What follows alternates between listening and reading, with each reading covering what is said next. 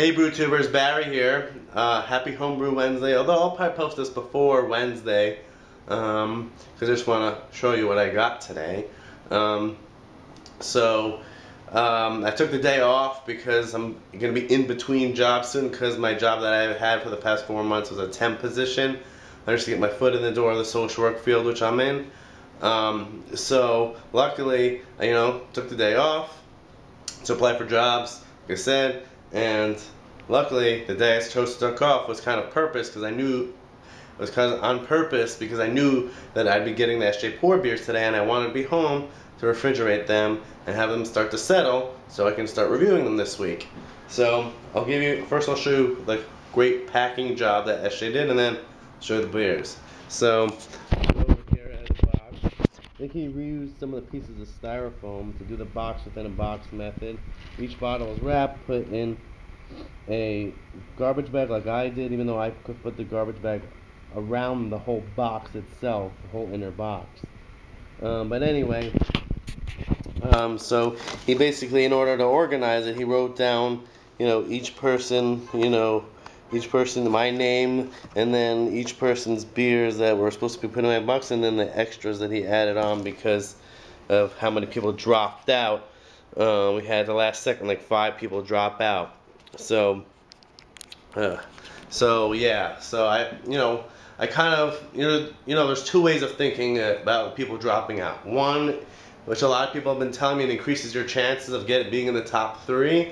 But on the other hand, it's also it's a bummer because, you never know what those 5 people, why they dropped out. But all these other hubs are having like 14 or 14 beers to try, from 14 different BrewTubers, and or people in the challenge, and you want to get to know the people who view your videos and make the videos that you watch by drinking their beer. So it's kind of a bummer, I really would have liked to have those beers to try and review for the challenge. But first, before I show you the beers or tell you my initial impressions just by looking at the bottle, because that is part of the appearance, I have here Puka NC's Deep Bitter Chocolate Vanilla Bean Stout, clocking in at 33 IBUs and 6.7% ABV. It was kegged on 3/11/2014. So let's pour it into my Rattle and Hum mug.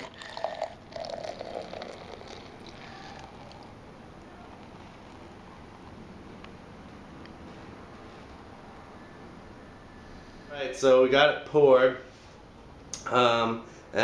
It's a nice opaque dark brown to black with a nice 2-finger khaki head, probably because I poured it straight down the center. But the aroma is very smooth, roastiness, a little bit of milk chocolate, a little bit of the cocoa, but a very straightforward smelling American stout. That's what I would call it.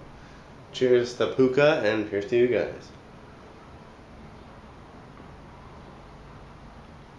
Yep, nice creamy body, nice milk chocolate flavor, a little bit of roastiness, a little bit of that slightly metallic flavor you get from the roastiness. It's a monster malt, but the milk chocolate sweetness is really delicious. Yeah, it's a really well done stout.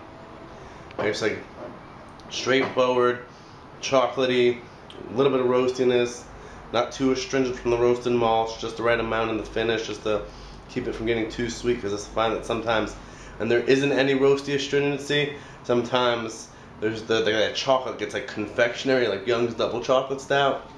You can get where it's you're drinking a melted milk chocolate bar, or the melted chocolate ice cream that's you have a few spoons of the soup at the end, but it gets too sweet. So this one doesn't have that, so it's really nice and balanced. So SJ tacked on 2 extra beers because of the attrition rate in the East Coast. So hopefully I'll get to try beers from those people who dropped out at some point. And I can send them some of my beers, so at least they can try them. and I still owe SJ some beers actually. Anyway, so, but anyways, did a Simcoe single hopped IPA, which was bottled on May 4th. So a little over a month old. Then hit the beer that was second choice for the SJ Porr Challenge was 7.4%, 18.5 ABU, cream of the crop cream ale. So I haven't had a cream ale in a long time, and that's a pretty high ABV cream ale. So it should be pretty nice, easy drinking, but with a lot of flavor, a lot of that cream ale flavor. Then this is the only real bottle that doesn't really have any information besides for the ID number, but if I hold that up to the light, you can see through it, so it's probably like an IPA or pale ale, something to that effect. Then there's the rosemary agave and oats pale ale at 7%, 46 IBUs. So definitely higher ABV than for a pale ale, but the agave adds a lot of fermentability. So I can see why kept it IBUs wise like a pale ale. But pretty straightforward pale ale. Just a lot of citrusy American hops, and a Nelson Sauvin added, and then it's a really well put together recipe. It has calcium chloride to adjust the pH, and really I think overall with the rosemary and agave, it should be pretty. The rosemary has a nice floral flavor, so it should really accent all those citrusy and tropical fruit hops. Then the Wolf's Lair Brewery, which I believe is PA Brew News, is a brandy barrel aged imperial stout. Now, brandy aged imperial stout. Now, I'm hoping that the oak flavor with this one, number one, I think the bottle feels a touch low, so I hope it didn't leak. But I guess he could tell me. Sometimes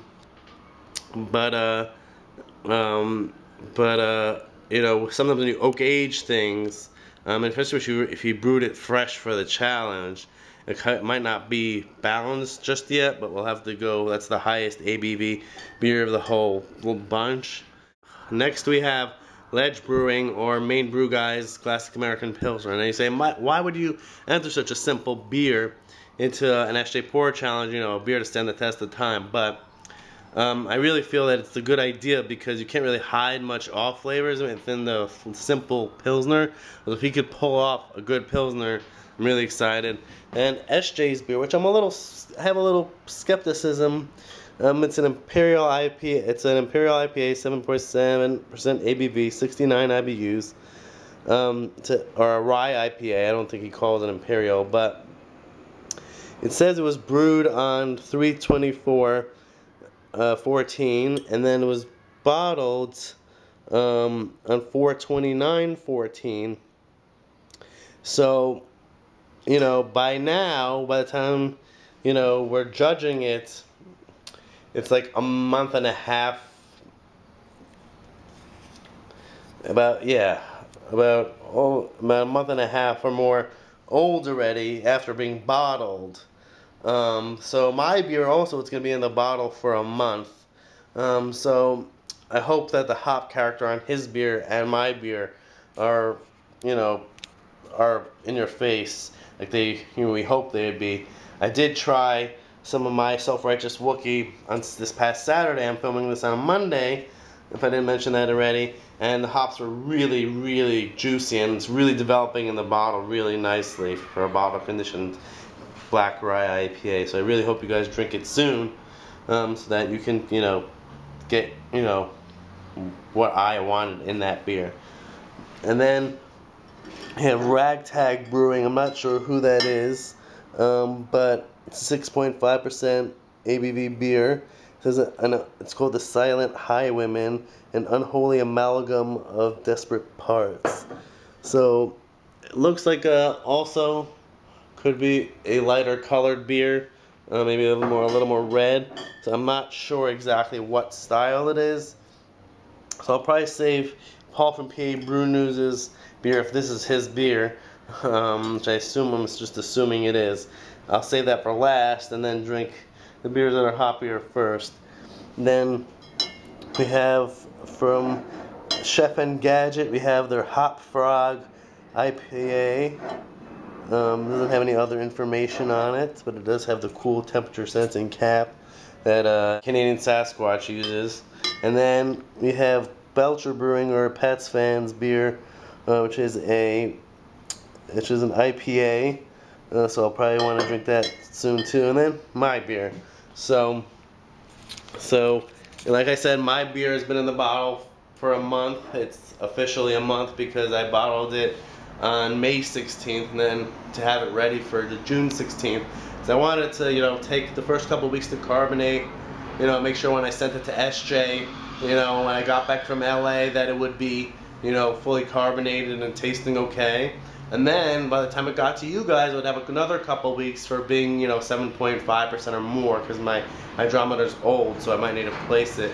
You know, it definitely tastes bigger, you know, so it'd have another couple weeks to develop. So I think that, you know, maybe SJ and I beers, you know, and all the other hoppy beers, depending on when people bottled it and brewed it, you know, or dry hopped it, you know, they should still taste pretty hoppy, you know, if you drink them and, you know, refrigerate them, keep them in the fridge, and drink them ASAP.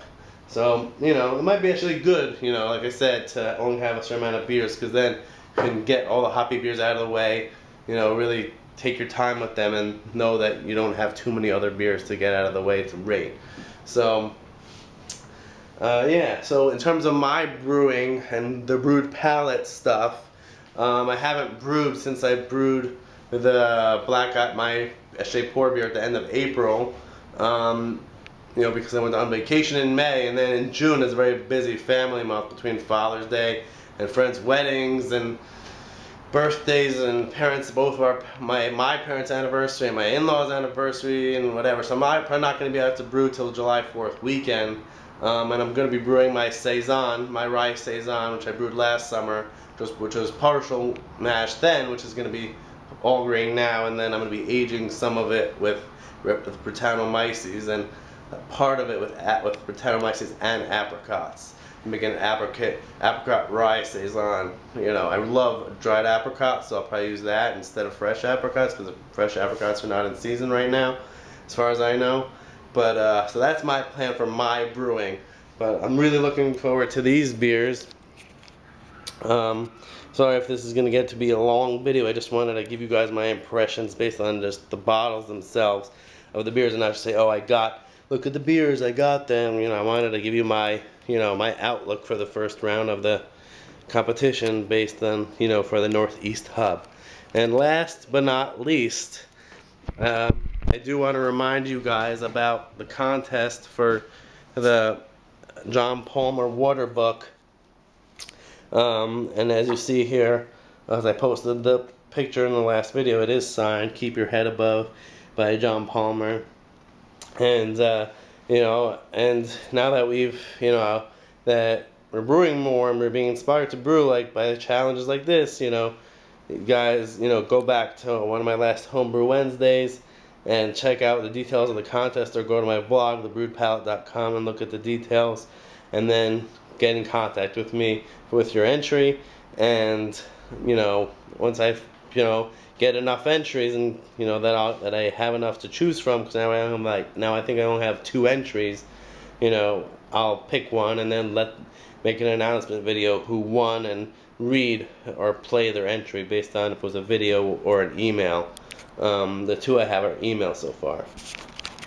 So that's my ordeal. That's my outlook for, you know, the first round of the SJ Porr Challenge 2014. I want to grab my beer back, you know, cheers, say cheers to SJ for getting this whole SJ Porr Challenge started, the whole Homebrew Wednesday started.